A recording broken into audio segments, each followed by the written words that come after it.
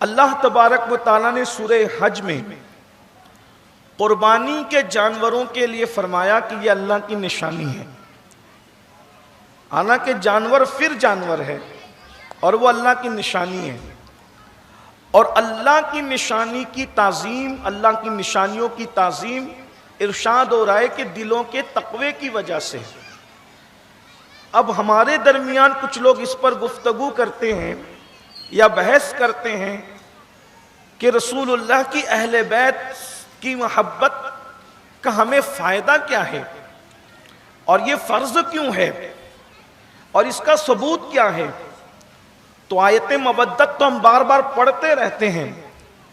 میں آپ کے سامنے ایک نئے انداز سے اہل بیت کی محبت کا مقدمہ رکھوں تاکہ جو لوگ صرف قرآن پر نظر رکھتے ہیں ان کو پتہ چلے کہ قرآن پھر کتنی باریک بات کرتا ہے. اہل بیت پھر اہل بیت ہے. اہل بیت کا مطلب رسول اللہ کے گھر والے. رسول اللہ کے گھر والوں کی شان ابھی آپ کو سمجھ میں آئے گی، لیکن اس سے پہلے صرف ایک بات کرنا ہے کہ اللہ تبارک و تعالیٰ نے ارشاد فرمایا للہ ما فی السماوات والارض، کہ زمین اور آسمان کے بیچ میں جو کچھ ہے وہ سب اللہ کا ہے. ہر انسان اللہ کا ہے، ہر دن اللہ کا ہے، ہر چیز اللہ کی ہے، ہر بندہ اللہ کا ہے، ہر جانور اللہ کا ہے. لیکن اللہ نے کسی جانور کو اپنا جانور نہیں کہا. اللہ نے کسی جانور کو اپنا جانور نہیں کہا. کجا جانور، اللہ کی شان بہت بلند ہے، لیکن اللہ نے ایک جانور کو اپنا جانور کہا، وہ بھی قرآن میں ارشاد ہوتا ہے ناقۃ اللہ، یہ اللہ کی اونٹنی ہے. اللہ کی اونٹنی. اونٹنی تو سب اللہ، اگر پیدائش کے اعتبار سے لیا جائے تو ہر اونٹنی اللہ نے پیدا کیا، لیکن ایک اونٹنی کو اللہ نے ناقۃ اللہ فرمایا. یہ ناقۃ اللہ ہے، اللہ کی اونٹنی ہے. اور پھر قرآن اٹھا کر کے دیکھیں، ارشاد ہوتا ہے کہ اس کی محبت تم سب پر فرض ہے. اس کو کوئی روک نہیں سکتا، اس کو کوئی ٹوک نہیں سکتا.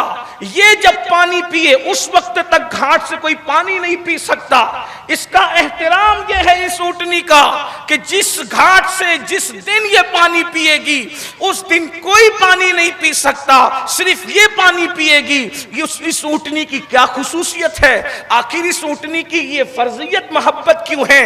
اس کے جو کوچے کاٹ دے، اللہ کے رسول علیہ السلام فرماتے ہیں کائنات میں اگلی امتوں میں سب سے زیادہ بدبخت کوئی اگر ہے تو وہ حضرت صالح علیہ السلام کی اونٹنی کو قتل کرنے والا ہے. اب میں آپ سے پوچھنا چاہتا ہوں، اس اونٹنی کی کیوں یہ فضیلت ہے؟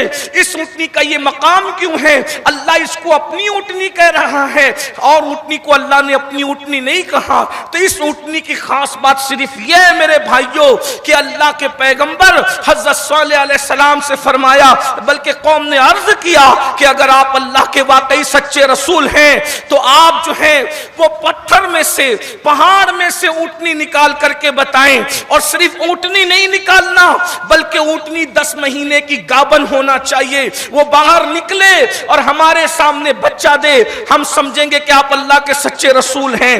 اب میرے بھائیوں غور کیجئے، میں یہ قرآن آپ کے سامنے اس کا خلاصہ پیش کر رہا ہوں. ابن عباس سے لے کے صاحب ضیاء القرآن تک سب نے یہی لکھا جو میں مفہوم آپ کے سامنے پیش کر رہا ہوں. حضرت صالح کی دعا سے اب جملے پہ غور کرتے جانا، اور اہل بیت کی معرفت خدا تمہیں نصیب کرے، اہل بیت کی معرفت خدا تمہاری اولادوں کو نصیب کرے. ایمان کی حلاوت چکھنا ہے، ایمان کی لذت چکھنا ہے، ایمان میں ڈوب جانا ہے. تو جب تک کہ اہل بیت کی معرفت نصیب نہ ہو اس وقت تک کہ تمہیں کچھ نصیب نہیں ہو سکتا.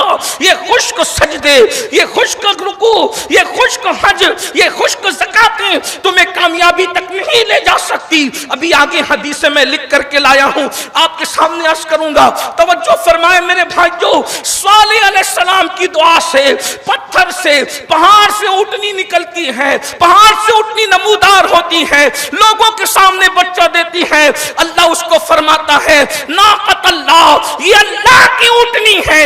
اب مجھے بتاؤ، صالح کی دعا سے اگر پہاڑ کے پیٹ سے اونٹنی نکل آئے تو اس کی محبت فرض ہو جاتی ہے، اس کا احترام فرض ہو جاتا ہے، اس کی تعظیم فرض ہو جاتی جاتی ہے، کجا سولے کجا جانے سولے، کجا دعائیں سولے کجا جانے دعائیں سولے، کہاں پہاڑ کا پیٹ ہے اور کہاں مصطفیٰ جان رحمت کا وجود ہے۔ جب پہاڑ کے پیٹ سے نکلنے والی اونٹنی کا یہ مقام ہے تو مصطفیٰ جان رحمت کے خون سے جس سیدہ فاطمہ الزہرا کو پیدا کیا گیا ہے ان کی تعظیم اور احترام کا عالم۔ سبحان اللہ سبحان اللہ سبحان اللہ۔